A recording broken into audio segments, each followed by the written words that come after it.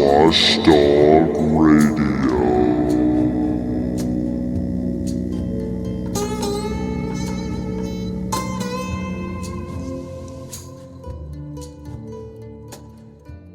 Okay, we're live. Squash Dog Radio, USA. Here with Tim Z, truck driver. This is the first of hopefully a multi-part series on trucking, CDL, Class A's, B's, C's, everything. Truck driving, general truck talk. So, how you doing, man? I'm doing good. How about yourself? I'm doing well, thanks. Thanks for asking. So you're actually on the road as we speak. You were bored when you saw my post. Yeah. I posted in Reddit. Yeah, I was sitting to do my 30-minute break and I saw it and I said, yeah, well, I'm not doing anything. Perfect. I'm glad you responded, man. I was hoping to get some people out there, and this is even better, because it's not someone reflecting on what it was like when I was on the road. You're in the shit right now, you know. Oh yeah. So where I you think at? you'll find you'll get plenty of people to respond. Truckers is as a whole like to talk. Yeah, I And are figured. pretty lonely. So. No, I figured, man. Oh, right now I'm in a. Oh, right now I'm in Arizona, Western Arizona, a little truck stop, little petro here at Kingman. Getting ready to head west Nice. And you're headed. and going into LA tomorrow morning. Oh, nice. Heading into Los Angeles. Where'd you start at?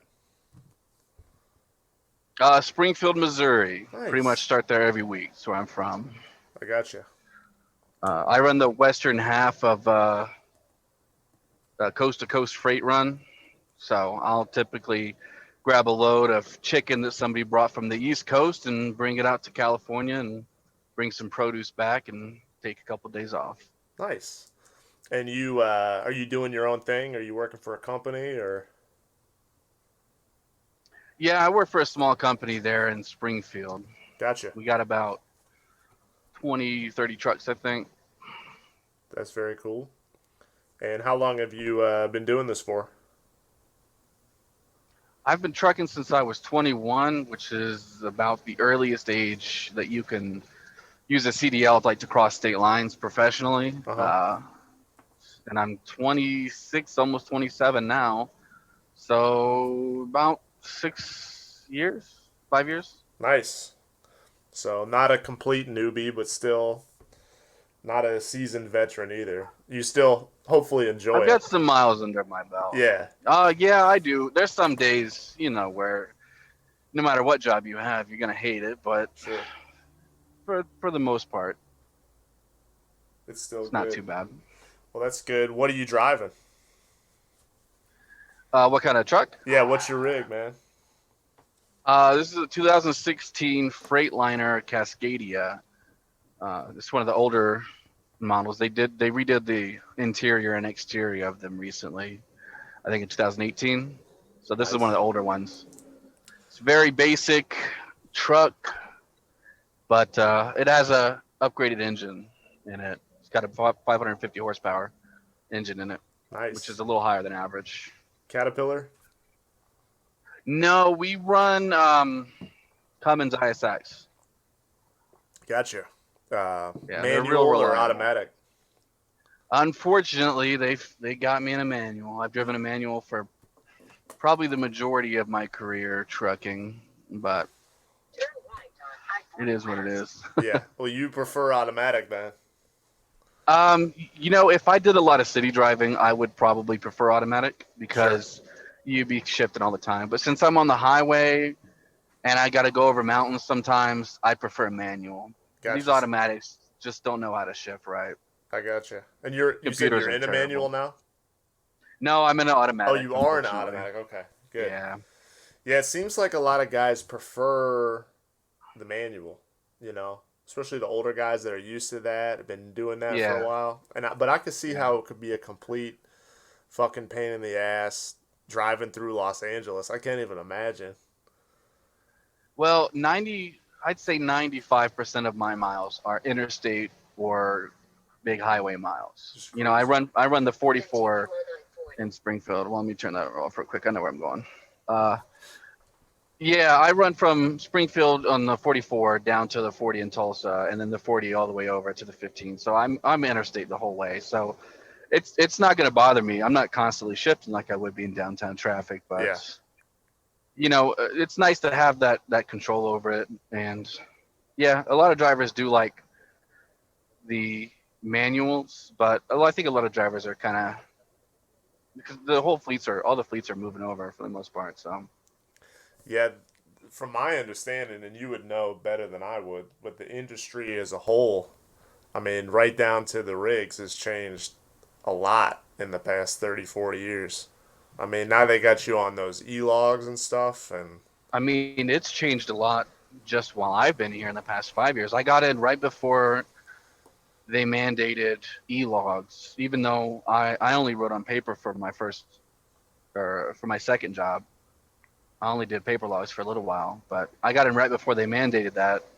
And then they only recently did the ELDs, which are even stricter than e-logs, which are a huge pain in everybody's ass. If I can cuss on this podcast, sorry. no, no, that's fine, dude. But Say whatever the fuck you want on this podcast. all right, Complete, free, and yeah, open it's speech here. changed. It's changed a lot since I've been in. I can't even imagine what it was like 30 years ago. Oh yeah, the People talk glory about the old days. days, Exactly. Well, of course, I don't mind some of the changes. I would not want to be forced basically to cheat on my logs like a lot of companies used to make their drivers do to run 800 miles, 900 miles a day. Yeah. I do my miles. I make pretty damn good money for what I do, and I'm happy. At the end of the day, I go to bed, take my 10, 12 hours off, do it again the next day. But there's a lot of inflexibility, I think is the actual word, with these. Like that is a pain in the ass for everybody.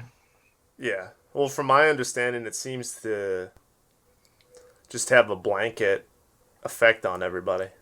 I understand for safety reasons they want to place restrictions on when people operate and for how long and whatnot. But everybody Yeah, has different tolerance ranges. There's fucking dudes that I feel that can drive for a long ass time and be fine. And then there's other dudes that need the break. You know what I mean? I don't think oh everybody should yeah, just be lumped in, but people lack yeah. the self control and the responsibility, I guess. And that's the thing, and it's not only just the driver's responsibility. It's like a driver knows generally what they can do, and unless they have like a burning need to make that extra money, you know what I mean, then most of us are just going to go out there and drive what we can drive, take our breaks and drive what we can drive every day, day in, day out, not risk it. But then you have some shady companies coming in Right. that say, hey man, we booked this load, we kind of know you can't make it unless you drive illegally, we're going to need you to drive like 2 extra hours tonight, even though that's against the law. You can only drive like 11 hours in a day, in a work period basically. And so a lot of times it's the company trying to force you stuff like that. But most companies these days, now that they've got e-logs and ELDs and stuff, I mean, I don't even think it was a problem that needed fixing. Really, that's all those truckers on meth running, you know, 900 miles, 800 miles a day. That's mostly a myth that went back in the 70s. That stuff's died out a long time ago. And that wasn't everybody. It's not like all these truckers back in the day were just doing huge lines of fucking meth and driving for 24 hours straight, you know. There were guys that pushed it like that, but Oh yeah, I mean, there's plenty of people that pushed it like that, running 2, 3 books, and they ruined it for everybody. But I mean, that definitely wasn't the majority no, then, and it's certainly not the majority now. I mean, most truckers I know are too afraid to even smoke marijuana on their home time. really. Uh, yeah, because you'll pop positive on a random drug test, or if you get into an accident, and they'll be like, "Well, you were high smoking your rig." You're like, "No, I was high 2 weeks ago." Yeah. I was actually So just having that conversation with somebody the other day about how, more or less, you could do coke the night before and be fine, be metabolized out of your system. But if you smoke yeah, weed a month ago, because THC is fat soluble, not yeah, water soluble, you're fucked, you know? it's messed up. They need to like stick to blood tests and stuff. Yeah, or Uh, something. they got to figure out something, because man, I would sure love to smoke weed again. Yeah, I I have to bet. say, that's the only downside. Like whenever I worked fast food when I was like right out of high school and stuff, I wanted to smoke weed all the time, but I never had the money. Now Yeah. I got the money, but I can't. Well, especially when you're fucking driving on a straight ass piece of road for hours on end. You know, Oh you got yeah. nothing going, dude. It's not like you're navigating these complex hairpin turns through the mountains. I mean, your route is pretty straight on, right?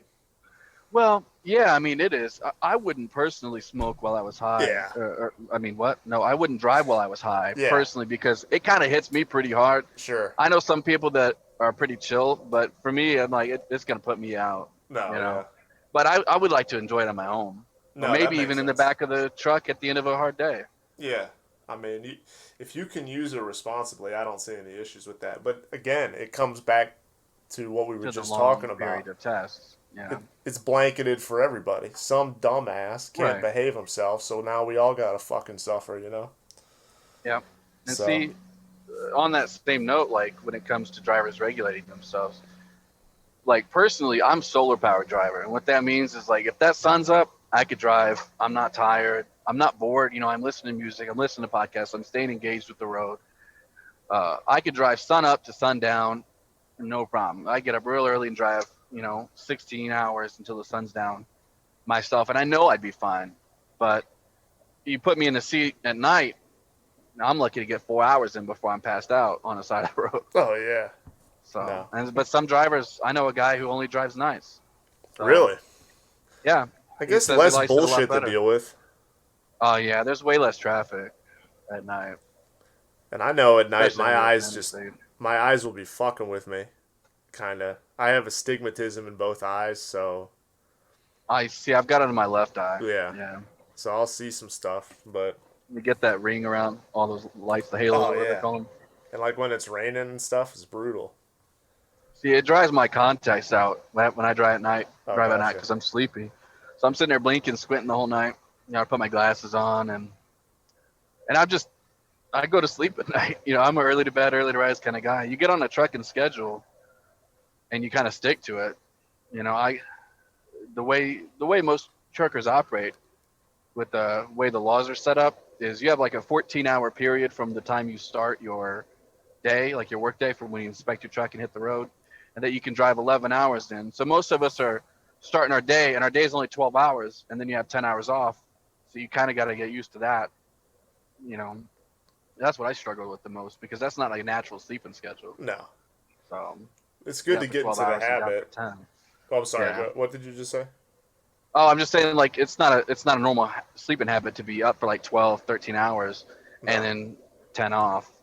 So you Yeah. got to get Well, used to what do you that. But do when you got to take a break or whatever? How often do you have to stop, shut it down, and oh, I mean every day, every night. every night, Yeah. right?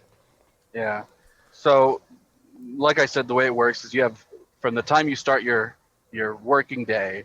So let's say 8 a.m. Right? You have 14 hours, a 14-hour window in which you can drive 11 hours in that window, and after 8 hours you have to take a 30-minute break, and then at the end of that drive day, at the end of your day, you have to take 10 hours off before you can start another work period.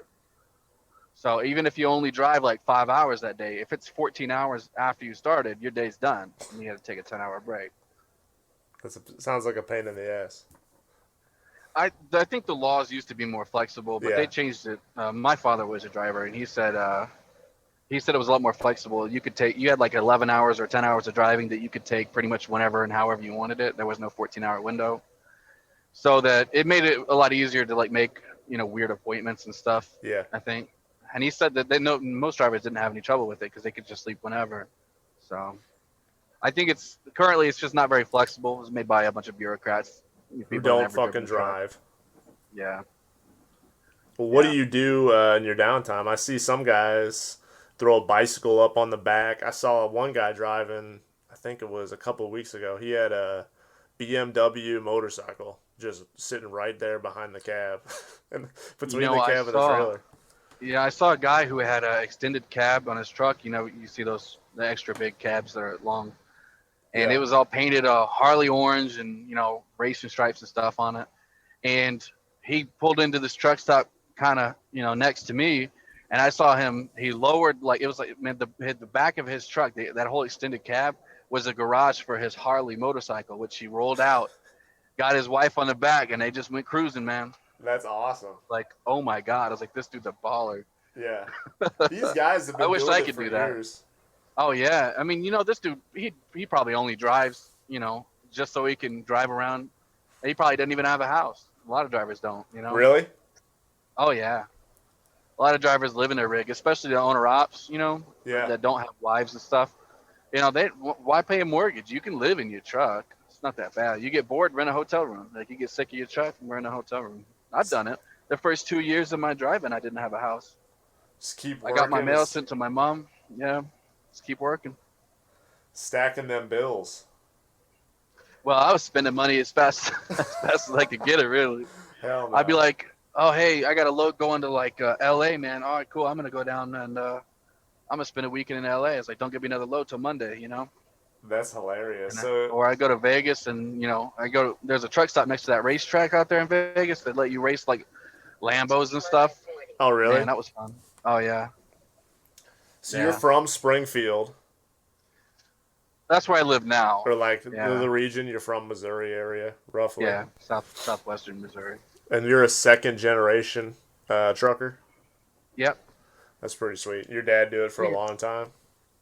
Not a long time. He did. He was in the Army for like 10 years, and after that he did trucking for a while, and then he retired kind of early. Oh, cool. So maybe like 10 years. So you got he retired early and collects disability now. Oh, I gotcha. So he's done with it. Oh yeah. That's sweet. So before you started truck driving, did you travel a lot, or did you ever get out a lot, to different states and stuff and cities, or did truck driving really open that up for you? A little bit of both. We moved around a lot when I was very young, so I remember living in Texas. I remember living in like Nebraska, and I was born in Kansas, and then we moved to Tennessee. So I had traveled a little bit, but not like to travel, just moved, and that was when I was young. So I kind of remembered some of these places, but I'd never really traveled until I got into a truck. And now, I mean, sometimes whenever I take home time, I'll get on my motorcycle and I'll go to somewhere that I've never been or that I drove through. So like traveling is just like, I just like driving, man. Yeah. Like, I'm riding, it's kind of what I do. Sometimes I get sick of it, but yeah. But it pays off. I mean, in the end, you get to see a bunch of cool shit. You're not sitting in a fucking cubicle somewhere pushing paper, Yeah. That's a plus. There's some days where I wouldn't mind doing that. Yeah. It does get to you from time to time. But yeah, I think all in all, like, you really couldn't ask for a better job. Like, some drivers probably don't have it as good as me. I have a really good gig. I do pretty much the same easy route all the time. I go to my places that I like, and I don't have anybody in my higher ups really don't get on my case very much. So, I mean, I just do my thing, man. It's almost like I'm unemployed. I just make money for driving. Yeah, that's perfect when you can have a good environment where you work and get along with everybody, and it makes it so much easier, Yeah. So you said you pick up chickens. You're like the second half of a Western run, and you'll grab some chickens in Missouri and then grab some vegetables coming back from LA. Yeah, so the way it kind of works is our company has some drivers that drive to like New England area and some drivers that drive to like the West Coast area. And I'm one of the West Coast drivers. Gotcha. And so we have that yard. It's like at the halfway point almost.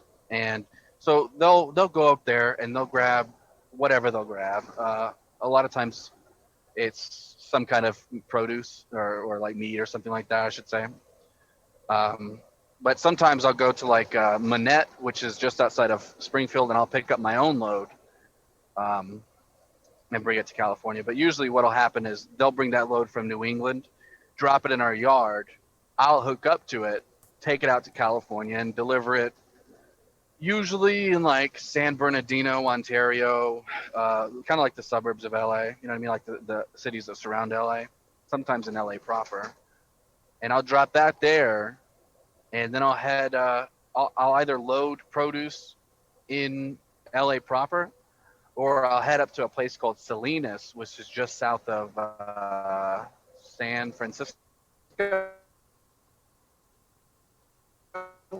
Agricultural.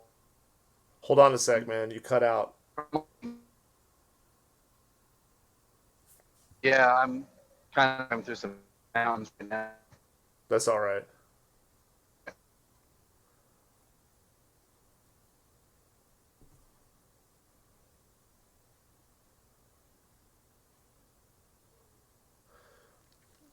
We might have bad service where you're at. Yeah, I think so. I got you now. Yeah, it might go in and out. Just That's cool. holler at me, and Yeah. maybe you can edit it a little bit, or I could repeat myself again. Yeah, I'll just probably make you repeat yourself. I don't like to do a lot of editing. I just like to let it go, you know. But that's to be expected, you know. Right. You're probably in the middle of fucking nowhere right now. Yeah, pretty much. Kingman, Arizona. What was your first trip to LA? Tell me about that. Oh, man. I bet that was interesting. I don't even. Presumably, you had never been there before, right? Oh, definitely not. I don't really remember where specifically I was coming from or going to. Mm-hmm. All I remember was being stressed out about how much traffic and overpasses there were. I bet. Like right now with COVID, it's not too bad. The traffic's a little low. But, oh man, I'd never seen so much traffic. Well, except for Atlanta, but that's different. Atlanta's bad too? Atlanta is the worst. Really? Really? Yeah. Worse than LA? In its own ways. Yeah. Yeah. No, LA is bad because when it doesn't stop, like when it's not so heavy that it stops, everybody's trying to go 70 and like changing lanes and being crazy. Atlanta's bad because it takes you like 4 hours to get through it, and it's not that big. They're just stop traffic the whole way through. No shit. That's crazy. Yeah, there's just too many people there. So you don't always go to the downtown LA proper region. You get to work with the not the suburbs, but some of the outskirts. Yeah, like if you know where Ontario is at, or you know, what's the name of that place? San Bernardino. That's where I'm actually going right now. Nice. I have I'll tell you what's worse than the traffic in LA is driving a full-sized 18-wheeler in like downtown LA proper, like LA and Fruita and stuff like that. Dude, are you from LA? No, I'm from Ohio. Oh, okay. I've never been to LA. It's always been one of those places that like I'd be interested in going just for the experience, but personally I'd rather go to Wyoming, you know? If given the option. Wyoming's beautiful. Yeah. I like going where there's less people usually than where there's more, but I can only imagine that. Now I hear downtown LA is kind of dead. It's an experience, man. Like I'm just not really a fan of California in general, but yeah, well, neither am I. Yeah, but it is what it is. But yeah, so what was it? You drove downtown LA, or you have a couple times? Yeah, it's so stressful. I bet. I try to live my life as stress free as possible, but when I get a load, it's like going to like downtown LA, driving around the back, the actual streets of LA instead of just like hopping off the one exit and getting right back on. Then it could be really stressful. It's really tight. There's a lot of traffic. Yeah. And people fucking suck. They don't give a shit. No, everybody's trying to be a big star. They got their own thing they gotta do, man. Yeah. Everybody's center of the universe. Well, I feel like how about we just start delivering, loads to LA for a couple of weeks, see how it goes. Yeah. See what happens. See how they like it then. See, people don't get it, man. Like, I always try to, when I'm driving, because I drive a lot for work, I always try to give space to truck drivers, like let them over if they need to get over, like be conscientious of what they're doing and what they're trying to do, because people just don't fucking care out there. They don't pay attention. I don't need to tell you that. They're on their fucking phones all day, and I bet you see some crazy ass Oh drivers. man, I mean, yeah, yeah. And some of the truckers, man. Hey, I'll be cruising. My truck's governed at 70 miles an hour, right? I'll be cruising in the right lane at 70, and I'll get a truck that'll pass me, and they'll pass me. And while they're passing me doing 75, two trucks side by side, it's taking up a lot of space, and there's not a lot of room for error. They'll be having their face down, looking at the floor on their cell phone. That's Man, ridiculous. yeah.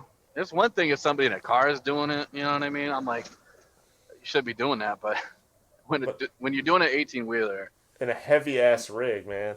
yeah, 80,000 pounds, man. Yeah, that's crazy. That's when I get on the brakes a little bit. I'm like, I'll let you go around pretty quick. Yeah, let Yeah. them get ahead, because I'm good. I don't Yeah. want to be around that shit. Uh, Oh yeah. so you usually run the same route, like to the Now I do. west. I've done full OTR and stuff. Full on Oh, all. okay. I've been to almost every single state there is, except No for like shit. Alaska No, and would you Hawaii. do it? Oh man, if they Hawaii gave me a trucking. run to Alaska, I wouldn't mind Hawaii trucking if I got paid enough to live there. All right. Yeah, but you'd Yeah. go to Alaska. If they gave me a load to Alaska, I would take it in a heartbeat. That's sweet. My company doesn't go up there. I've thought about doing that ice road truck and stuff, but that seems like a lot of stress. Yeah, and you're trying to And I live think that they, stress-free life. yeah, man. Plus, sometimes they don't see those trucks no more. So, You definitely want to avoid the opportunity of just permanently fucking disappearing, if possible, when you're doing your yeah. job. Oh Life yeah. hack. What was I gonna say? So, where was your favorite place that you've gone so far?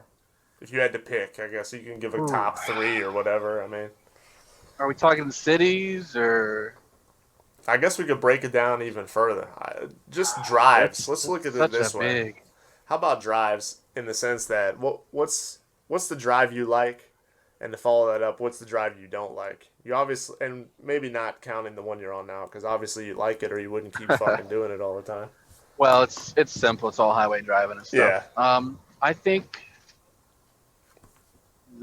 probably the trip I like doing the best, or like at least the route that I like driving, and maybe not the best, but there's one really scenic route when you're going west on the 80 through Wyoming into Utah.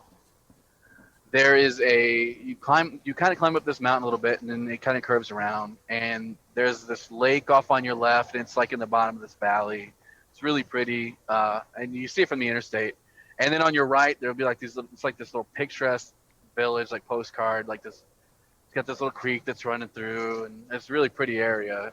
And then Utah in general, part of it has a lot of pretty sights. The salt flats are probably another one. Whenever it's rained and the water there is like real still, and it's like a mirror the whole way through. That's really pretty. That's sweet. Um, and then I'm just gonna include everything that isn't New England, or more specifically New York City. Have you been in New York City? Yeah, it's the worst. Worse than LA. Worse than LA. Way worse. Well, okay. So had you been I don't there? go there anymore. I refuse loads there now. Because our company does go up there, but I don't. That's hilarious. I'm like, no. They tried to send me to the Bronx not too long ago, and I was like, nope, sorry. I'm good. And Had that's you not been even the worst part. Yeah, so Had you been there before you started truck driving? no, and I've never been there not in a truck. So Nor what would I was your want to first? go. What was your first trip like to New York City? Ah. Tell me about that if you don't mind, please. I can't remember the name of this bridge. It's like the George Washington Bridge or something like that. Yeah. I don't even know. It's this big bridge going into like the city, and I'm like, man, this is a big bridge, pretty high up, and I was like, this isn't right. It's like stop traffic the whole way.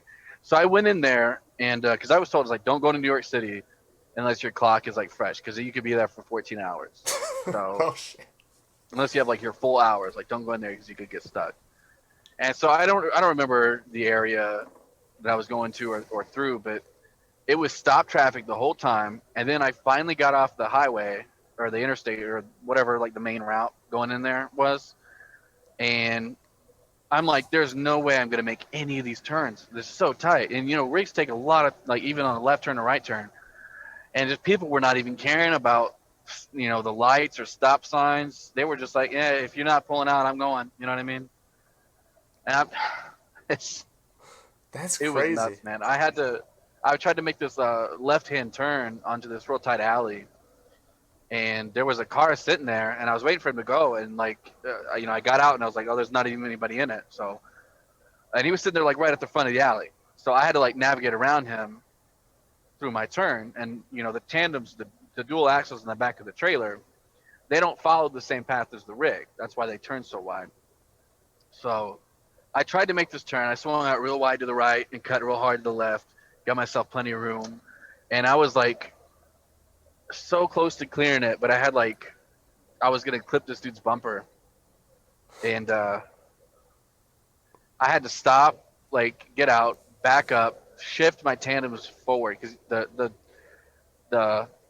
the tandems, the two axles on the back of the trailer, they can be shifted forwards or backwards, and it makes your turning radius smaller or larger. Mhm. So I had to shift that all the way back, uh, and I just barely made it through there. And I mean, like the whole trip was just like that, though. So That's a it was nightmare. stressful. Yeah, and then I had to blindside back, which is the right hand side of the truck is called the blind side because we don't have very good vision of there because we're sitting on the left side. So when we back in to like say a dock, we put it on the left side of our truck on the driver's side of the truck so that we can see our trailer and back in that way. Whenever you have to blindside, you can't see what you're doing. So you move like 3 inches, you stop, get out and look, and you move 3 inches and you stop, get out and look. And that's pretty rare. So most drivers don't ever Get in situations like that. doing that. It's Yeah. also more dangerous because you can't see. Uh huh. So I had to blindside back into this alley. It was like the tightest back I've ever done in my whole life. Ooh, And yeah, they sent me to that place like 3 times, and I was like, nope, I'm done. I'm So over I'm it. just I'm just not going back, man. I was like, because I'm gonna wreck this truck or I'm gonna wreck somebody else's car. Well, good for And I you, was like, I man. don't. Putting your fucking Yeah. foot down. I was like, I've been driving out west most of my life, so I don't I don't feel like navigating these tight cities that weren't designed for 18 wheelers. Did you They send me to have places all the time where I'm like, how do you get fit a full size truck in here, man? really? Crazy. Yeah. LA's like that too sometimes. But people do it, and it's like you know, Yeah. you're learning through it too. You're like, And I see people smash people's trucks all the time at those places too. really? Trying to back in. Oh yeah, this place. Well, I guess I probably should name them, but this place in L.A. These guys backing in. It's real tight. He starts smashing into this dude's cab. Doesn't realize it. Everybody starts hitting the air horns. He doesn't realize it. I happen to be walking by. I jump up on the dude's cab, scare the hell out of him. He hits the brakes, and I'm like, dude, you're backing in this dude's sleeper. That's fucked. And then I've seen that happen 3 times at that specific place. So That's pretty bad. yeah, some of these places shouldn't be doing business with 18 wheelers. Yeah, they're just That's all there not is to built it. for it. Yeah. But try to tell them that. Oh yeah. Well, Good luck. we got people do it every week. It's Yeah, like, yeah, but how many times do they smash stuff? yeah, Like I can see your fences busted down. that's ridiculous. So before you went to New York, had you been any place? I can't say really comparable because there's no real comparison. But had you Oh been any place that yeah. kind of prepared you in a sense? Like it wasn't your first rodeo, Boston. but Boston, No. Boston. Boston's pretty bad. really? They have A the lot of a worst lot of those cities in New England. You know. worst people too. You feel like attitude wise, or is West Coast pretty on par? Ooh. You know those stereotypes you hear about people. Oh, people in California are this way, and people in Boston are assholes. They talk funny, and people in Yeah, New York pride themselves on being assholes too. That's all generally true to a certain extent, but I find that most people are generally kind of only a little bit into that stereotype. I've only met a few people who were like the poster child for the stereotype for the place they lived in, and it's hilarious every time. Oh yeah. But yeah, there's definitely some people in California that are more laid back than normal. People in the Midwest are pretty laid back too. People in New England area are definitely keyed up more than most people, I would say. Boston, New York, yeah, Like they're more wound up. yeah, they're a little more stressed out, Yeah. or at least a little bit more free with being dicks. I Yeah. find, yeah, and Well, I don't know that's if maybe it's because they live in such dense urban cities with so many people, they deal with a lot of stress, but it's just I don't normal. know. It's become Yeah, normalized, you know. Like yeah, you meet people in the Midwest and they're pretty chilled out because they don't have to deal with that stress all the time. And people in larger urban environments have internalized that stress. It's just a daily component of your life, and it does have a negative effect on you. yeah. I can definitely see that. That's why when you say you're trying to live a stress free life, that's a good call because a stressful life can really have some negative consequences for your physical health and your mental health. Oh yeah, You know, yeah, definitely. uh, Let's see. what made you want to get into trucking? Just kind of your dad, you watching him do it over the years, and it was interesting, or Well, I had been working a bunch of fast food jobs, and I'd made my way up to I was running my own Domino's store, gotcha. uh, and man, I was working 80 hours a week for I was thinking I'm making like $10 an hour. You know what I mean? And then they put me on salary, and I wasn't making anywhere near that. But yeah, it's the stressful work that I was doing, and I hated it. I hate being stressed, man. So, and I mean, part of trucking's not that much better all the time, but 90% of it is. Well, a lot But of the time you're by I yourself, saw, you know. yeah, and see, I find a lot less stress. Right. I can manage my own problems, without getting too worked up. But whenever I have to deal with other people, sometimes it's It can be that's fucking where the trouble stressful. starts. Yeah. Yeah, and especially working fast food, you ain't dealing with the brightest people, and some people are. Some people work that job while they're going to school or whatever. But most of the people I worked in were like high school dropout, dead end people that were dumb and stressful to work with. So Right. I Well, saw an advertisement. So go ahead. no, no, no. Go ahead. I was gonna say I saw an advertisement for like trucking school for free, paying back over time, and I was like, hey, I was like, my dad used to do that, and I talked to him about it, and he was like, yeah, it's not too bad. He was never that big a fan of it. Really? Yeah, that's why he retired early, and so I just, I went to trucking school, and I actually started at a company called Swift, which is the largest carrier in North America. You've probably, I've seen you them. may, you may have heard of them. Yeah. They're the butt of all the jokes because when you're driving a big company, when you're operating a big company, and you have a lot of drivers, and most of your drivers are like new recruits with very little training because they don't train very well. Um, then yeah, you're gonna get a lot of jokes about them. There's a lot of jokes about Swift. But you got to start Uh, somewhere. you gotta start somewhere. It's not where I would recommend anybody starts. Uh, I'd recommend people go to a trucking school, an independent trucking school, actually, and pay out of pocket if they can, or get a grant. But yeah, I worked for them for about 3 months. And I said, this is the worst fucking job I've ever had, and I quit. And 2 months later, I was broke. And I said, Swift, will you take me back? And they said, hell yeah, get in the truck. We'll see you on Tuesday. And you got a load leaving out Thursday. I said, all right. So I got back and I did that for a while. I did it for another like 6 months with them. And I was just fed up with their bullshit. Their Yeah. loads aren't very good. They lie all the time. I wasn't making any money. I sat for like 5 days waiting on a load one time. What? How does Yeah. that work? I was in Fontana, California, where they have a terminal. And I'm guessing they just routed too many damn Swift trucks to the area, and they didn't have enough loads for all the trucks because their whole terminal was full. Like terminals like their yard area, where probably a lot of trucks, trailers, and their repair shops and stuff. And man, I was sitting there waiting. I called them like every 3 hours. Hey, y'all got a load for me? No, I'll probably check back tomorrow. So, and they just couldn't get loads out. But a lot of their stuff was like that. They don't care about their drivers sitting. Yeah, So, just numbers, man. yeah. That's all it is. Then I quit with them and I worked for like 3 or 4 companies. I found this one. I've been working them for almost 2 years now. Nice. I like them a lot more. Yeah, it sounds like you got a good environment where you're at. Yeah. We got good people that work in the office here, and They it's leave good you pay. alone. Yeah. It's good pay, good equipment. You know what I mean? Freightliner Cascadia is not the best equipment in the world, but we got APUs, which are auxiliary power units for the people who may not know.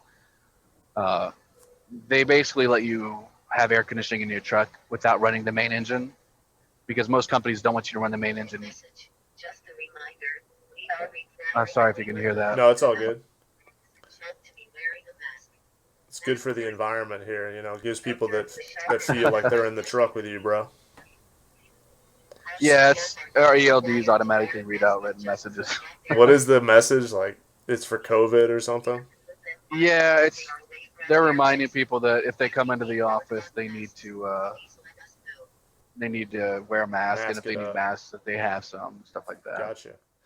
So. Let's change lanes here. This guy's slamming on his brakes. So what were we talking about? The APUs. Oh yeah. That's so you don't, like, when you're sleeping in the truck. Does that mean you don't have to leave the fucking truck running the whole night, or? Yeah. The big truck engines use a lot of fuel while they're idling. It's like several gallons an hour, I think. Really? Don't quote me on that. Some truckers gonna be listening to this, be like, "Well, my truck only." Of course. I don't know. Hey, and if you they are use a lot listening of to money. this, if you are listening to this and you're a truck driver and you got anything to say, hit me up. Come on the podcast. Let's talk about it. So yeah, I'm putting that out there right now. But anyway. Yeah, if you have a big fleet, it can be hundreds of thousands of dollars lost a year from your trucks idling every night. So what they do is they put a little generator on the back, and that powers your air conditioner, and it's usually enough to run a microwave. I got a microwave in my truck and stuff Nice. like that. So they give us good equipment like that instead of telling us to suck it up, because there's companies that won't let you idle if it's from like 70 degrees to like 55 degrees. Fuck so that. you just gotta suck it up. And if it's 70 degrees outside, it's 85 in a truck. So yeah, you might as well pitch good a luck tent. sleeping like that. Yeah, that's fucked. you'd probably be better off. so they treat us good here. The truck you have, you get to keep that one for the most part. Treat it as your own. Like, what kind of leeway do you have with that truck? You drive it home, park it at your house before your next run, or? Well, all of our drivers live within about 100 miles of town. So what we do is we drive our personal vehicles to the terminal, to the area where all our trucks and equipment are. And we'll drop our personal vehicles off while we're on the road. We'll get in our trucks, and everybody has their own assigned trucks. And nobody drives your truck for a load unless there's an emergency. Gotcha. Which has never happened while I've been with them. So sweet. Yeah, so I drive my truck. Nobody else drives my truck. I keep all my stuff in it pretty much. I take out my food and stuff when I go home. But other than that, I just leave stuff in it. As long as I keep it clean, they don't say anything. Well, that's and what counts. I'm actually fairly sloppy person when it comes to keeping my truck clean. Oh, really? And I've never heard nothing from them. That's good. But trucks get dirty fast. They're very small. So. Well, plus you can't be as bad as a lot of these guys. I mean, I'm sure you've seen or. Oh yeah. There's dudes that are just, it's a disaster in their fucking truck. Yeah. I've seen I'll put it like this: I only ever have one piss bottle in my truck. Some guys just have them like cranked Store up. it up in the back because they don't want to bother throwing them away every day. Yeah. Yeah. So and no, no, it's not that bad. I just mean I have clothes on the floor sometimes. Or, yeah, to be expected. Yeah. You only got so much mobility while you're driving anyway. And the last thing you want to do when Yeah. you pull over somewhere after driving all day is Clean my fucking truck every clean day. the truck out, you know? Uh, do you think you'll ever buy your own rig? Absolutely not. No. Hell No. no. Man, I've told you, I'm all about that stress-free lifestyle. That's I do my sweet. work, I go home. That's I perfect. have I have a small homestead. Oh, You know, really? yeah, I got chickens and stuff. Nice. So I go home to that, and you know, I don't even. I could survive making like one trip a month. Nice. I don't need that much money. My house is all paid off for. My land's paid off for. I grow most of the food I eat, so I don't have any burning need for money. So you know, I'm not that worried about it. I You go to like it, but California not every week. that much, and you're not trying to stress yourself out. You're a Yeah, self-reliant man. dude. Yeah, I got my stuff going on. I go to work for my money. I spend a lot of money on stuff I don't need. Now I do. Yeah, I mean, But I got I got a PlayStation in my truck for stuff like that. nice. But I forgot what your question was. Would I own a If you truck? buy your own No, truck, there's no, way too much risk. No. that's a lot of fucking money too. I mean, Yeah, and I don't want to keep track of all these different expense accounts and paperwork and it's too much of a hassle. running your own business, more or Yeah, less. I'm not that ambitious. No, I got you. I mean, There's if you, plenty of people are, and more power to them, man. I ain't knocking it or nothing. It's just not for me. no, I mean it takes a lot. If you can be content where you're at, there's really no need to put yourself through more stress, especially if you're trying to live a stress-free lifestyle out here. You know? Yeah, but think of it like this: if you had $1 million, right? So somebody gives you $1 million, or you work for $1 million, or whatever. You got $1 million. Mm-hmm. Would you take a 75% chance at doubling or at making it 10 million, or would you just keep your million? I would just keep that million, man. Me too. Yeah, That's why I don't drive. hell And no. I'm the chances aren't the same, Yeah, but but still, I know what you mean. I'm not going to take any extra risk and any extra paperwork and headache just to add a chance to make more money when there's no real guarantee that I will. No, Yeah. no, that makes perfect sense. If you were to buy a truck, though, what would you buy? Or is the 2016 Freightliner Cascadia your favorite truck ever that you've? No, it's certainly not. What would I it would be? buy a Kenworth for sure. I think it's a W900 LT.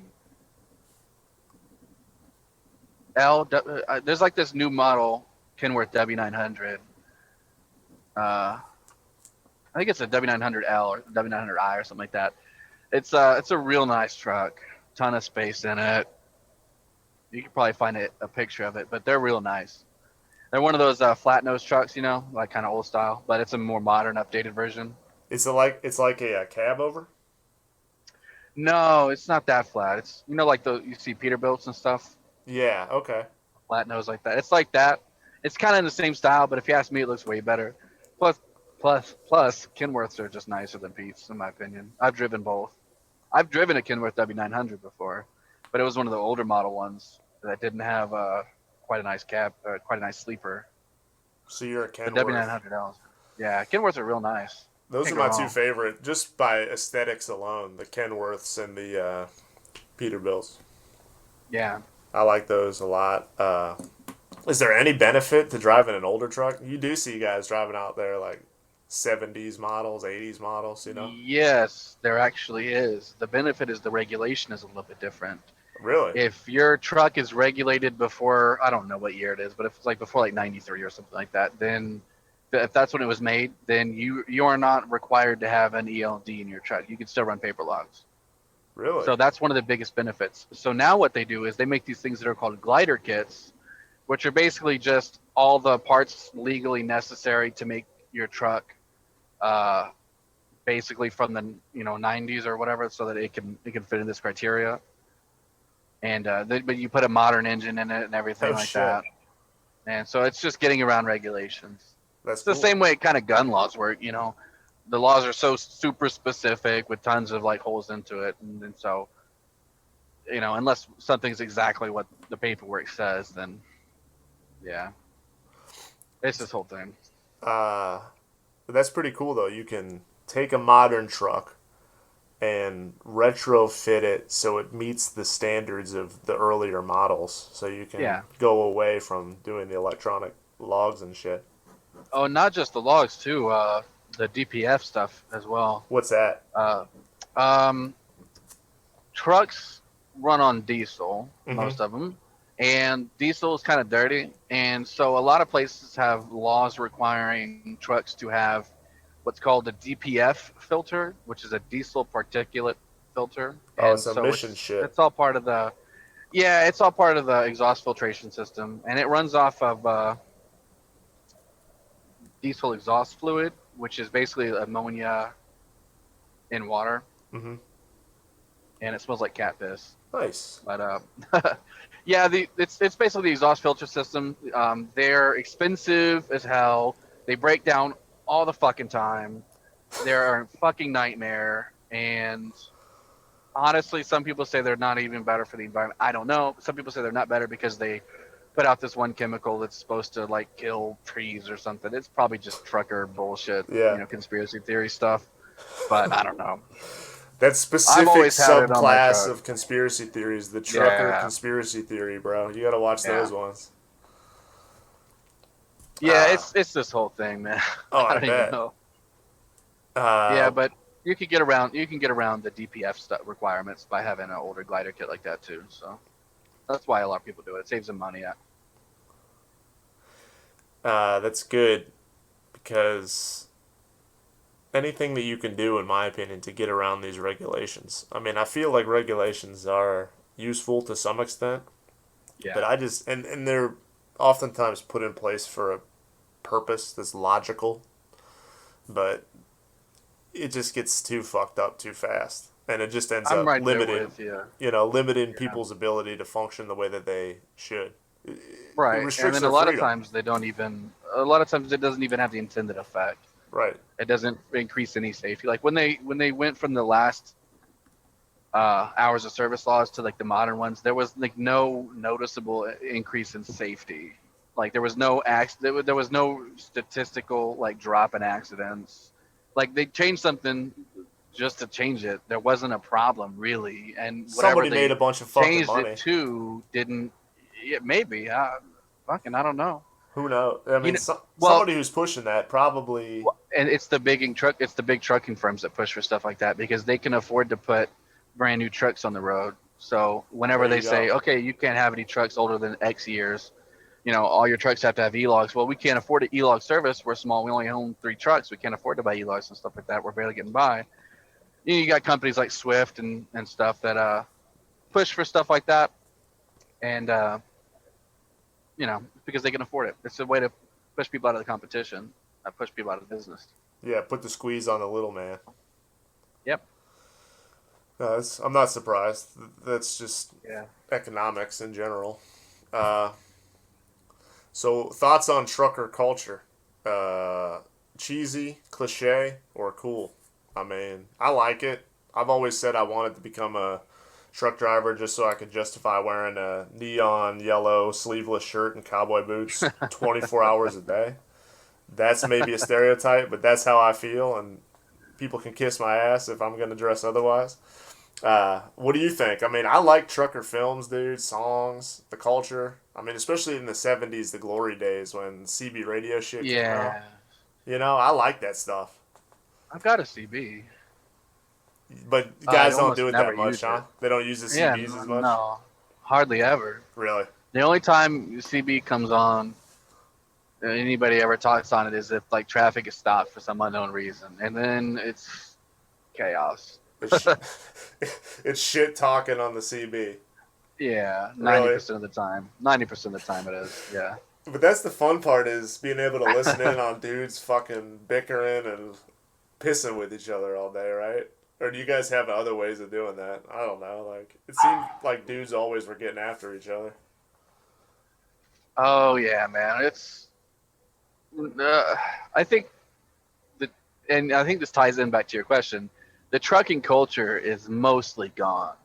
Yeah. It's a remnant of the good old days, as you said. Uh-huh. There are definitely drivers that you know Old school. were in it and are still around. I met them. I work with some of them. Um, they're good dudes, most of them. You know what I mean? But uh, they're set in their ways of doing it, and they're good people. But that culture is kind of gone, and this is I don't mean this any particular way. So, but a lot of the drivers now are immigrants, Yeah, I gotcha. from especially from India and stuff. Mm-hmm. And so, those drivers keep to themselves for the most part. And, the old white dudes that were a lot around in the glory days keep to themselves. Um, and yeah, so like it's not that it's not the same culture anymore. You still every now and then, if you go into like a pilot, or I should say like a petrol, or like one of these truck stops that has like a buffet in it, Mm-hmm. there'll be like a coffee bar where drivers are sitting around talking, and it's usually the older drivers. I'm a younger driver myself, but I've been doing it a while. But yeah, that. What do I think about it though? Yeah, I mean, do you I've like got that stuff, or is that cheesy and you're glad it's going away, it. or? It's a little cheesy. I'm not necessarily glad it's going That's what I away. like I'm about it, not I think. really. I'm not really like. That's not really me. You know what I mean? Yeah. Like I'm 26. I am conservative, but I'm very like moderate conservative. Uh-huh. Um, I'm not like some big Trump fan, believe in conspiracy theories, think that masks are killing people. Yeah. But most of those drivers that fit those, glory days, kind of Oh those are those yeah. kinds of people. No, And those not are all of the them, again, but a lot of them are. ones And that are more the power most to fun to them. fuck with. People that are like that. Oh Anybody that's yeah, so totally. passionate about a belief that they're gonna get wigged out when you question them. Oh I yeah. love it. That's the point of this podcast to an extent. Get Most people of them are wound too up. stupid to realize you're fucking with them either. If Yeah, you do that it the right too. way. Yeah, exactly. As my Yeah. buddy said the other day, I'm not a troll in as much as I'm a devil's advocate. So that was flattering Yeah. to say the least. Yeah. That's a good state. Yeah. But I find because I actually like going into Truck sit stops. and have a cup of coffee and Yeah. sit and chat for a few minutes. Whenever there's a place that I know, or whenever they have a place like that. A lot of places don't anymore. But if I have time to kill, I'll go in and I'll chat. But I mean, it's actually kind of not doing that much with the COVID right now. But Sure. Is there uh, a is there an age yeah, restriction? Like you have to retire? I know you said 21 is the basis for over the road stuff. Like, I don't think so. You have to pass a medical exam, okay, you have to be and competent. yeah, the medical exam is not that strenuous. It's like, can you see? Can you hear? Can you lift X amount of pounds? Can you move in this certain way? It can't be. Um, It's is your these brain guys. still functioning? Do you Yeah. have real bad diabetes or any other kind of condition that's Uh huh. gonna like make it so that you're gonna pass out while you're driving? And if you don't have any of those, like if you don't have heart conditions, if you don't have diabetes, you're fine. Like, so I've seen drivers that were older than fucking dirt. So Really? I don't think that there is an age limit. I was wondering that. Like, there are 80-year-old dudes still driving out there, just like nothing else to do, man. Just keep going. But yeah, I mean, some people can't retire. A lot of people in this country right now struggling with that kind of thing. How Can't blame them. about Plus, some of them are bored, don't know what to do at home. yeah, So or they want to get the fuck away from their wife or whatever. that's that's why a lot of drivers drive. Yeah, I figured. They go home and it's great the first day. Your wife's happy to see you, but then she's like, "You need to clean the fucking gutters, you Yeah, lazy piece of shit." I'm And then you're out. like, "Bitch, why are you spending all my fucking money? All I want to do is come home, have 2 fucking days where I'm not fucking working. Yeah. Give me a beer, and I'm gonna beat the shit out of you." Yes, and now we're back to trucker culture again. Yeah, I guess we are. Exactly. It's full circle, bro. So what I've noticed is that I'd hate to call them cliques, but there's subgroups of truckers that drive particular things or they haul particular loads, okay? So the one that I think of or that comes to mind are cattle haulers, okay? And I come Oh yeah. across this guy that he's from like Sweden or something, or like Norway, and he is just obsessed with not only American trucking culture but cattle trailers. And he just came Yeah. to the United States and just like interviews and films on YouTube and does all this stuff with uh, guys that haul cattle. And that made me realize that that's like a whole subgenre of trucking. Obviously, they haul that Yeah. exclusively, but it It's seems a like there's a very it's a bunch of different quintessential groups. American thing. Yeah, Yeah. cowboys, right?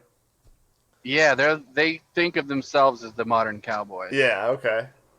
They definitely do. But do you Not see all and these? not all of them, You but see all these subgroups, like guys that haul only a particular thing, and they're part of a particular identity because they do that. Does that make sense? You know, they yeah, oh for sure. like. What are some Absolutely. examples of that? I guess I could ask you. Well, the vast majority of drivers are out here driving what's called dry van, which is just your regular box trailer that it's not temperature controlled, nothing's covered on all sides. That's what most people are hauling. They're hauling anything from you know baby wipes to Toothpicks. Oh, I think I lost you, man. food. Hey, hold on. Oh, hello. Yo, Sure. I lost you for a sec. I Yeah. think we're back. Let me start over. No, yeah. So these guys, what did you say it was called? Dry van or Dry van. dry van? Yeah. They're hauling anything pretty much, toothpicks to hospital Yeah. beds to whatever. Anything that doesn't need to be refrigerated Gotcha. can be shoved into the back of a trailer that'll fit. What I do is called reefer, and Refrigerated uh, car. yeah, refrigerated. So it's temperature controlled, Uh huh. but it's basically the same thing. But I haul mostly food and stuff, so and sometimes medicines that need to be temperature controlled. Mm-hmm. Um, so and among these two groups, there's really not any like special camaraderie or Mm-hmm. anything like that, because it's the large group. It's the people just doing the standard thing. So there's not really any kind of camaraderie. When it comes to other stuff, there definitely can be. I used to haul flatbed, and flatbedders definitely have a bit of a clique, you know, because they go out of their way to do harder work, so it In the creates like sense a sort of that bond. the loading it is a pain in the ass and unloading it and stuff Yeah, like that. and you gotta throw these heavy straps and heavy Right. tarps and climb up on there, and there's not as many of them, but they're still fairly common. But you could be like, oh yeah, haul flatbed. Oh yeah, I used to haul flatbed. Yeah, we hauled this load. You ever been to this place? Yeah, we've been there. And so there's definitely some camaraderie among flatbedders too. Interesting. Tankers, not so much. A lot of tankers though work locally, so and locally is a whole different beast. Uh huh. But definitely among cattle haulers, there sure is. They think of themselves as the cowboys. Yeah. 95 fucking percent of them will drive through the fucking truck stop at 40 fucking miles an hour and hit their Jake brakes without Jake brake mufflers on there, and wake everybody up in the middle of the fucking night like assholes. On purpose, just to fuck with everybody. Yeah, because they like the fucking sound it makes. You know the sound of fucking those trucks Yeah. make. Yeah. No, I like Oh, that what the stuff. fuck was that? Yeah, me Maybe too, not but I when don't I'm want to hear trying it to at 2 a.m. sleep after driving all fucking day. But Yeah, they think they're fucking cool. That's the whole thing. yeah, that's funny. Okay, that explains it. And oversized. That's its own thing too. Oh, okay. Yeah, but you don't see those as much anymore. No, I mean, I guess I could have thought about that, but it is interesting. All those different subgroups and stuff. I just wondered how they all kind of. It seems like there is Yeah. some general camaraderie amongst truck drivers. Like nobody's particularly hateful towards anybody else for the most part, but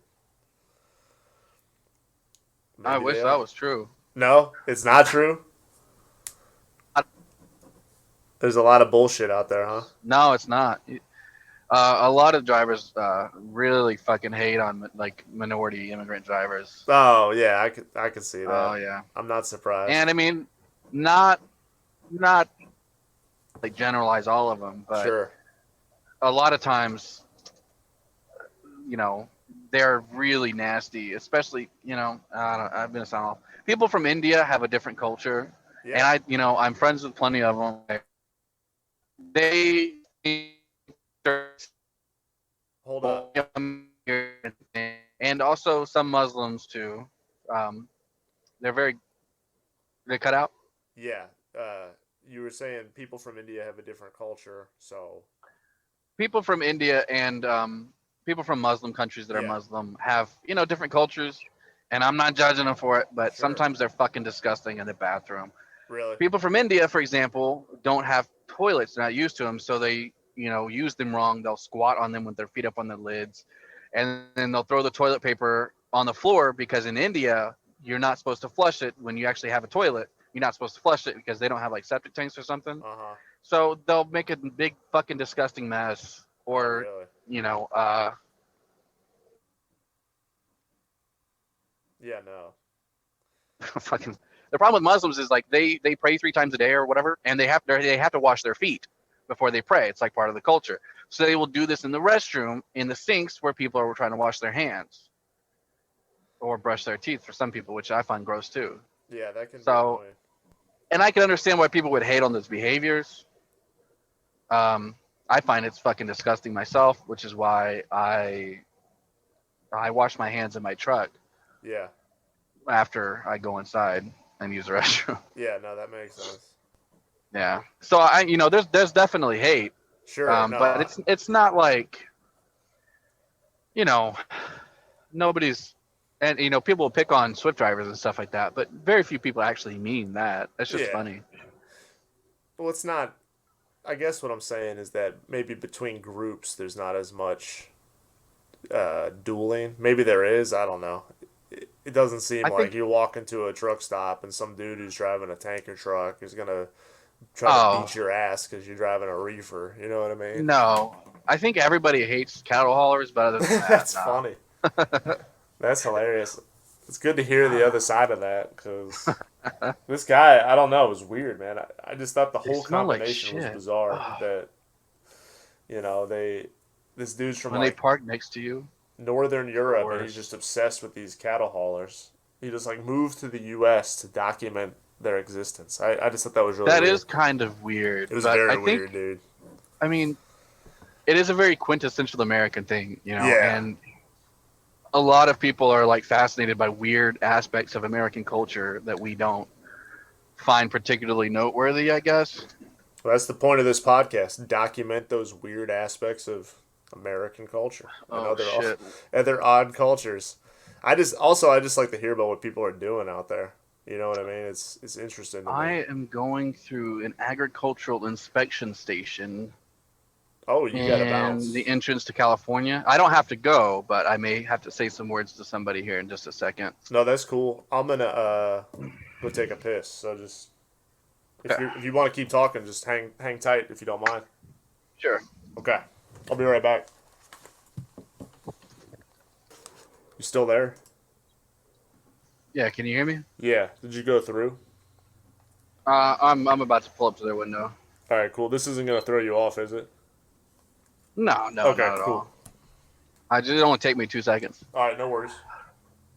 When you enter California on any major highway, and even a lot of the smaller ones, you have to go through an agricultural inspection station, Oh, and really? yeah, they just look at your bills for 2 seconds, and as long as you're not hauling produce, you're fine. You're good. Hold on. It's chicken, frozen chicken. Have a good one. 99% of the time, they don't even actually look at the bills. You just And tell them that's what it it. is. Yeah, and we're gonna go. Gorgeous. She could see the temperature on it, and see that it's 26 degrees, so that it's it's not fresh produce. And they just trying to cut So down on different pests and stuff with the that's fresh what I think it produce. is. Yeah, That makes yeah, sense. because for example, right now they have what's called the spotted lanternfly in like the New England area, Uh huh. which it can hook to your truck or hook to some of their produce, uh, and like it's a big problem right now, I guess, up there, and they're trying to keep it from spreading. But I think California's like a massive exporter of like produce and stuff like that. Yeah. So they got to keep their business safe. Agriculture is actually California's #1 industry, and it's not even close. That's crazy. Yeah, that Which you makes wouldn't sense. think because they're a fucking desert, but Yeah, that's interesting. They have a lot of different landscapes there. A lot of desert, mountains, all absolutely, kinds of different stuff. yeah, Do you that's for sure. what's your favorite part of the country? Yeah, Utah, you think Wyoming area? If you were to move somewhere, do you think you'd move out there or Man, I don't even know. I think it would change depending on what day you ask me. Yeah, no, for sure. Um, Utah has some really pretty parts. Probably would never move there. It's got Mhm. crazy Mormons and stuff, but I know that's right. weirdly, there's a lot of Mormon truckers too. Really? Do they Yeah, bring their I mean not wives like a with them? lot. I don't think so. Somebody's got to hold down the farm. I guess Uh, I that's don't a know. weird religion, bro. I don't know if you've ever looked into it or not. Oh yeah, oh Very yeah, unusual. yeah. They're like Jesus came over here a long time ago with the fucking Joseph yeah, Smith, dude, he found the yeah. He found the tablets in plates. upstate New York and wrote this crazy ass discourse at like 16 years old. Yeah, Yeah, nutcase. yeah. I mean, we won't dive into trucker religion right now because that'll probably that might be a theme for part two. But there's some weirdos out there, that's for sure. I'm probably one of them to a lot of people. I'm not ashamed. Could be. Uh, Could be. what was I gonna say? I don't know. What's the future of trucking, in your opinion? Well, I got a couple questions there. So, automated trucking, is that going to happen? I Yep, don't. You think it's going to happen? absolutely. How do you feel about that? You're into it? Mm, Automated, maybe if you just sit behind well, the wheel and the truck drives itself? Or do you yeah. like driving? Think of it like this. I mean, I like driving, but if Hmm. they paid me the same amount of money to not touch the steering wheel, it wouldn't bother me.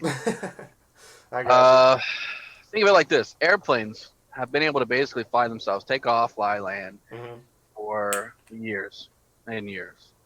Right? They still have a pilot in case something Hmm. goes wrong. I think it's gonna be the same with trucks.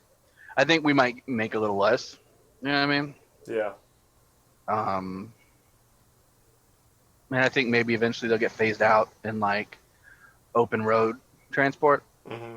You know, but I think definitely that's where it's gonna come first. I think it's gonna be, the electric driverless vehicles. I think they're gonna start with people in them. They're gonna be probably electric. Like Teslas.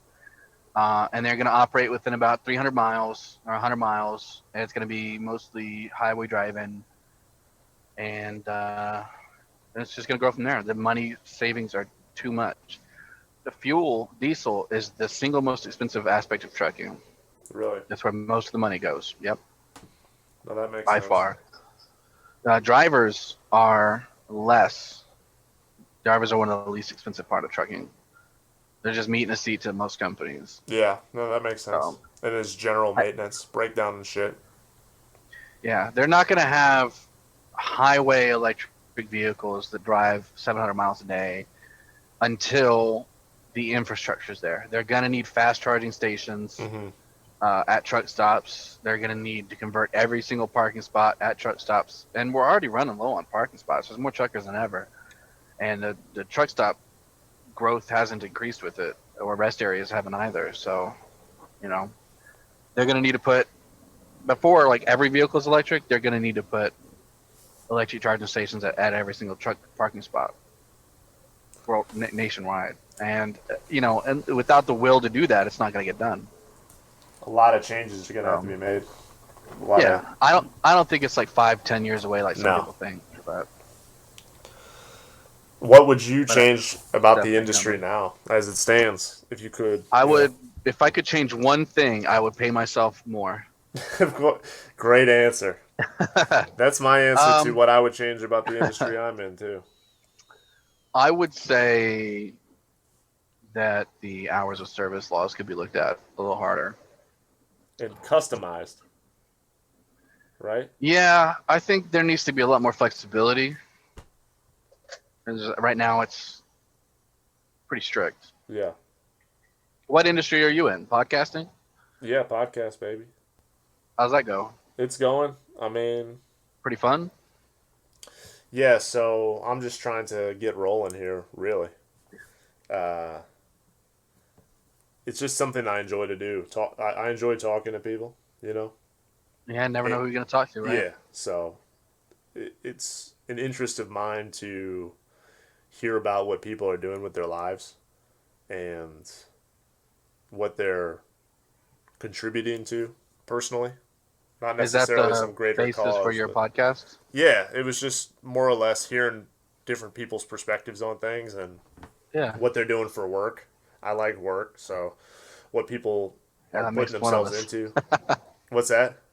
I said that makes one of us, life and work. I mean, it's fun, you know, just not necessarily working for somebody else, but just, you know, working on projects, you know. I've been out of work for a couple months, a few times. And like the first month, especially if your job sucked, is so nice. Like if you're not that worried about money, the first month is so nice. You take a month off.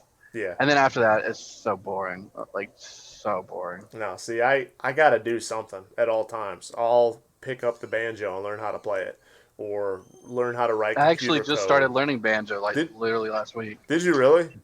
Yeah. That's awesome. I've been playing for like a year now. Really? Yeah, just Yeah, like, that's crazy.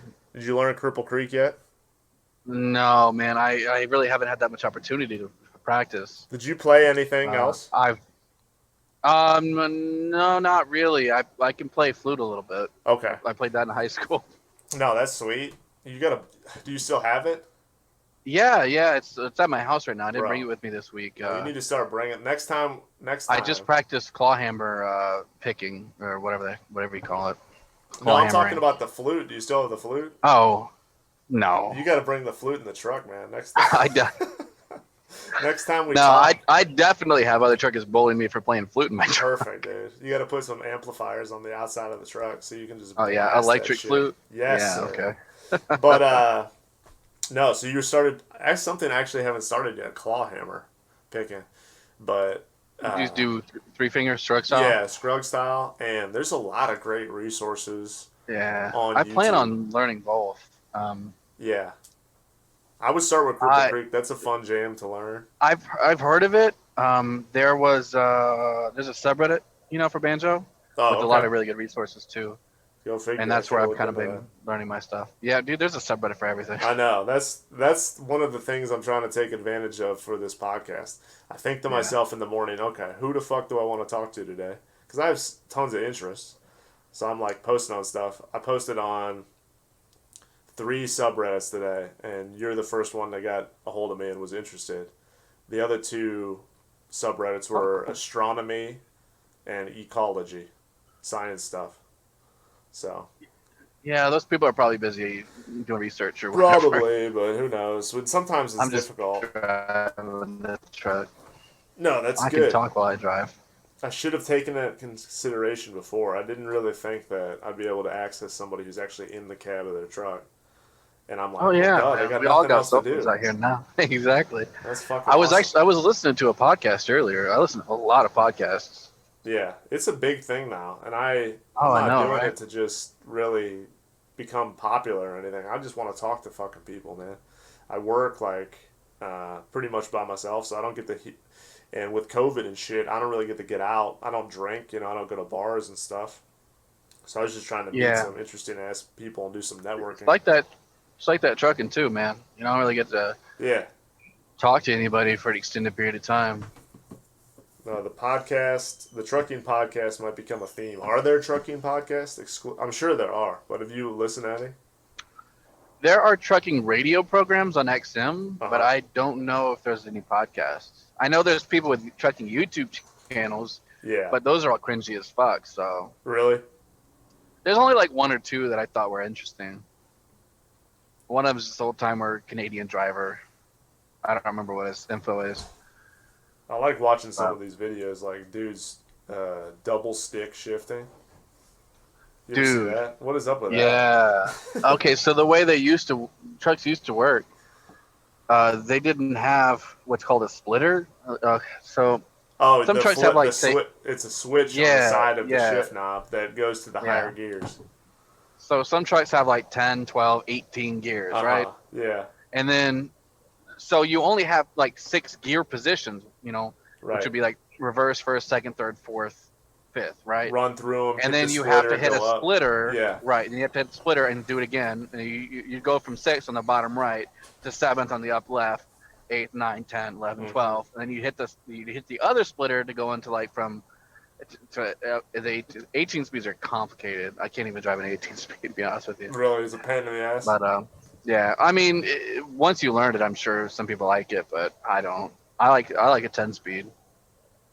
It's real simple. It's only got one split. And that's it. Just run through the gears and you're Yep, there. run through the gears and you're there. I could do a 12 speed too, but that's not much more difficult. It's just 2 extra gears. Yeah. Those double sticks are weird though, man. I watch those videos. Yeah, that's what the double stick is for. It's basically the splitter for the most part. Gotcha. Yeah, it's just funny. I found some You have to take video. both hands off the wheels. Yeah, I saw that. It's like running a skid loader or something, you know? Yeah.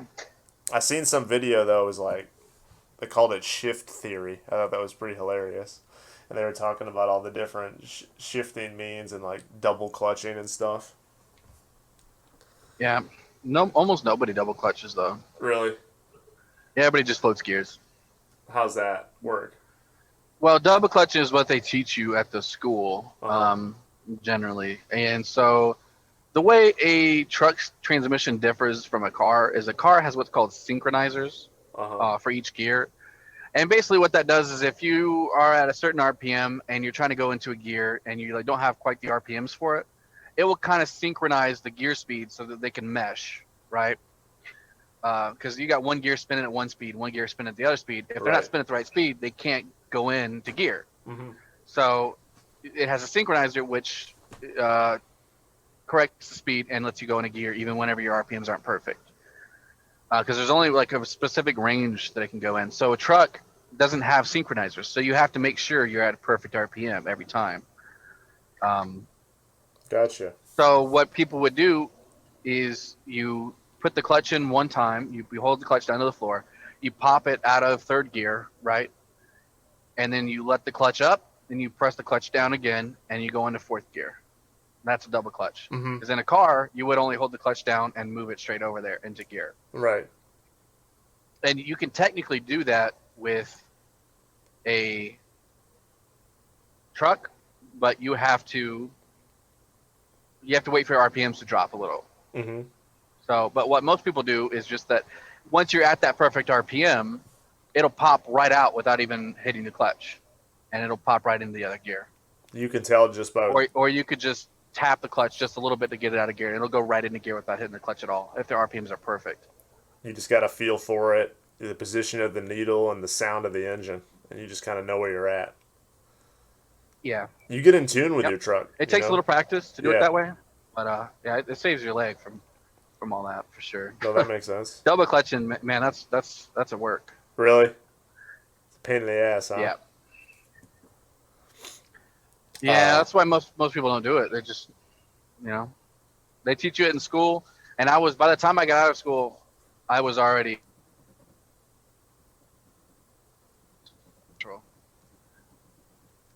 By the time you got out of school, you said what? You cut out. By the time I got out of school, I was already floating gears by myself Oh, without nice. anybody teaching me. You already had a feel Because for it. you'll feel it. Yeah, Yeah. you'll feel it. It'll pull right out of gear if That's it's at awesome. that perfect RPM. So you just kind of keep a little pressure against it, like 2 fingers pulling against it. It gets it right at that gear. You pop it out. Wait a second. Put it in the next one. You do have to wait a second though, otherwise it'll grind the gear. But that's getting kind of technical, I guess. No, that's okay. I'm into technical shit. I was gonna ask you about school though. Most pain in the ass part of school, was it the pre-trip inspection? All that? No, I never. I've got a fairly good memory when it comes to like memorizing stuff like that, like all that. Some people really struggled with it though. It seems like it. A lot of guys talk about how much of a pain in the ass that is. I think if you are the kind of person who could not study in school and still pass, you know what I mean? If you didn't have to study every night, Uh-huh. then you'll be okay. That makes Because sense. I never had to. And I would look at the list every now and then. I would practice it while I did it, but I never studied it like some people. I know one guy who would like record himself saying it and listen to it in his sleep because he just could not get it down. Damn. So some people just can't remember stuff the same way. So that might be the hardest part for some people, but I think the hardest part for me was,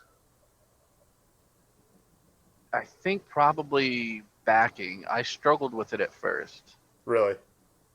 And then one day it kind of just clicked. And then I kind of understood how the vehicle was going to move, the way it was going to move, and how to get in front of it before it would. Because I really struggled at first, and then it just kind of clicked, and I was like, oh. And now I'm pretty good at backing. Not to brag, but I backed into some pretty hard shit. Yeah, it sounds like it. It sounds like you've seen the full gamut of pain in the ass places to pull in. Yeah, and I'm sure there's places that are harder than I've ever been to, but I've never been to a place where I couldn't get it eventually without hitting something. Really? So that's the biggest thing. Just don't hit anything. That's the goal. Yeah. Don't lose your trailer. Don't hit anything. Yeah. Don't fall asleep. I have taken like an hour to get onto a dock one time, though. That time I was in New York. It took me about an hour and 15 minutes. Really? Because I was struggling bad. But I didn't hit anything, so. That's what counts. Yeah. Yeah, I kept missing that dock. I kept overshooting it. I couldn't get straight. I was backing into a dock I couldn't see on my blind side. And yeah, it could be a bit of a struggle sometimes. But 90% of the time it's not. Do you ever see guys break down? Not break down their rig, but you see anybody snap out there? Just like fucking lose their shit? It happens from time to time. I bet. Oh yeah. Yeah, I saw a driver set his truck on fire. Where was excuse me. I don't where remember was this where it at? was. You don't know? I don't remember. It was like 4 years together. ago. It was a while ago. I was talking to him afterwards, and then I think he's probably got arrested. I guess I don't know. I was talking to him afterwards, and he said his company was like 4 weeks behind on paying him. Oh, he was supposed to pay him after every load, and it turned out his company had went bankrupt basically and didn't tell him. Oh, nice. And so they weren't. And so he was like, you know what, fuck it, and he set fire to his truck. Yeah, that seems like a and it wasn't like in a truck stop either. We were in like a dirt field somewhere. So. Oh, nice. He probably did get arrested though. I don't know. I don't think he could just arson a truck and get away with it. I mean, that seems reasonable though. I mean, I wouldn't necessarily advise anybody if they're not getting paid to set their fucking truck on fire, but if you're gonna do it for any reason, oh yeah, I'd imagine that would be a pretty good reason. You know, you're not getting paid to do what you're supposed to be doing here.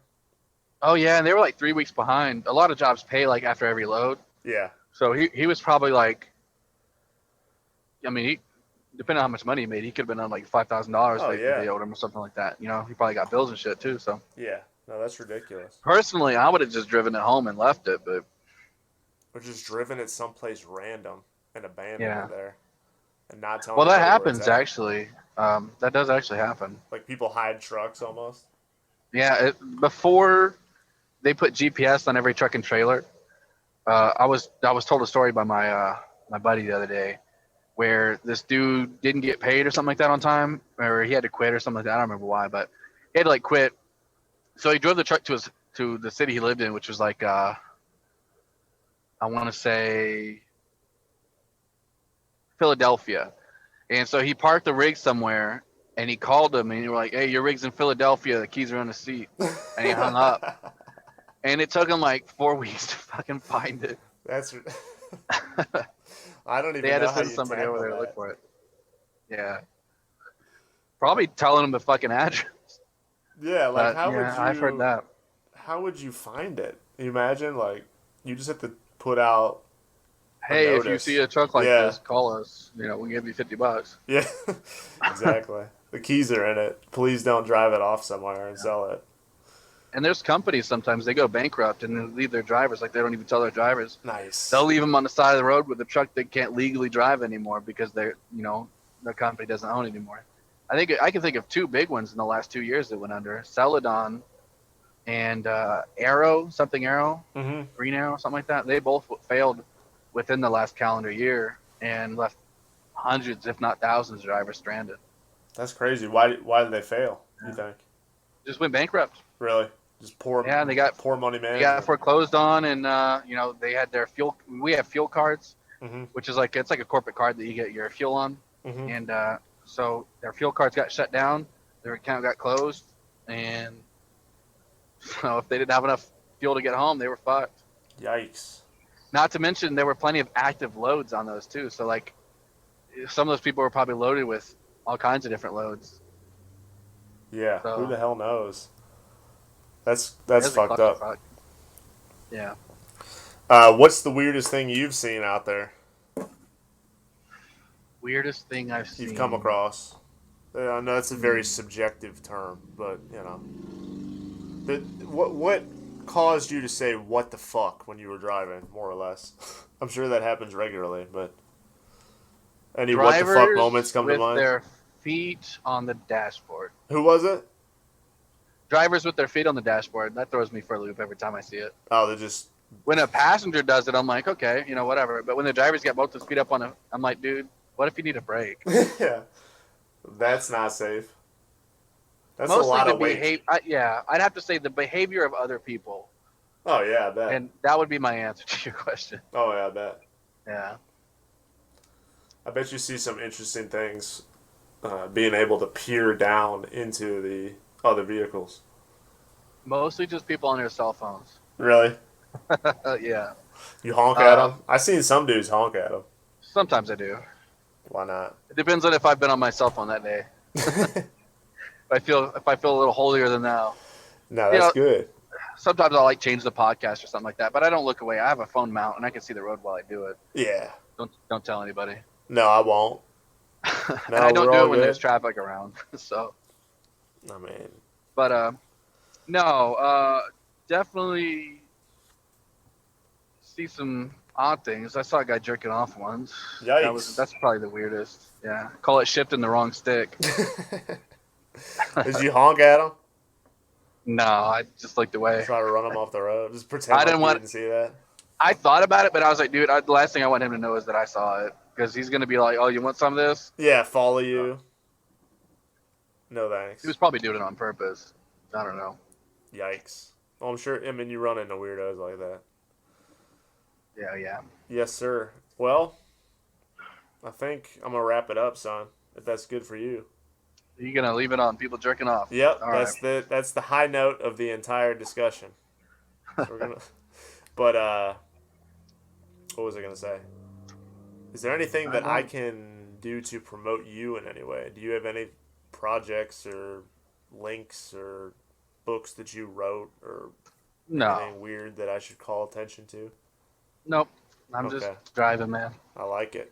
Just, anybody out there listening to this, if you see 18-wheelers, please don't merge in front of us at 2 inches off our bumper. Yeah. Pay attention. Get the fuck out of the way. Let these guys do their job. They're working.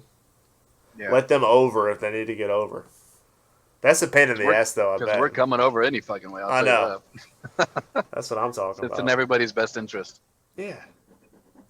If your shit is in your house or you bought something, how do you think you got there? Most truck drivers will be very courteous to other drivers. Not everyone, but most drivers are courteous too. Most people let you over, but No, most cars won't. They don't. Everybody pay attention. That's the only thing I'd like to call in attention to, I guess. Be safe out there, folks. Be safe out there. Everybody's just trying to get home. I dig it. Well, I really appreciate you talking to me today, man. No problem, man. It was fun. And you got some good input. I really appreciate that. And hopefully we'll be talking to you again soon. Or another time. Up. Yeah, for sure. Safe travels out there. And you too. Good luck with your podcast. Yeah, thanks, brother. I will I'll keep you posted. And have a good night. You too. See you. All right, bye.